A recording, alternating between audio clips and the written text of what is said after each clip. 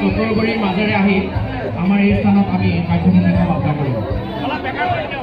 গতিকে সন্ধিয়া হৈ অহাৰ লগে লগে আমাৰ কাৰ্যসূচী আমি অনুষ্ঠিত কৰিম।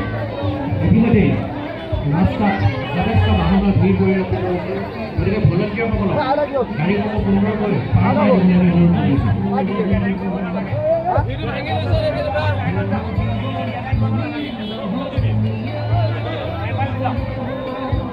উপস্থিত সমূহ ৰাইজক শান্তি শৃংখলা অটুট ৰাখি এইবোৰ নিজৰ অনুষ্ঠান বুলি ভাবি নিজে নিজৰ দায়বদ্ধতা ৰাখি কাৰ্যসূচীত অংশগ্ৰহণ কৰিবলৈ আমি অনুৰোধ জনাইছোঁ।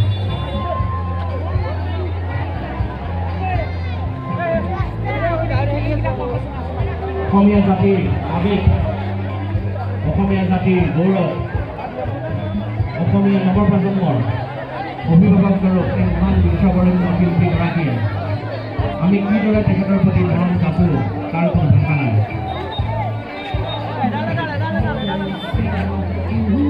ৰাইজৰ জ্ঞাততে আমি জনাই থৈছোঁ, যিসকলে যদি মম লাভ নকৰে, মম যদি নাপায় হাতত, আপোনালোকে মোবাইলৰ লাইট অন কৰি হ'লেও কাৰ্যসূচী চলাই নিব পাৰিব।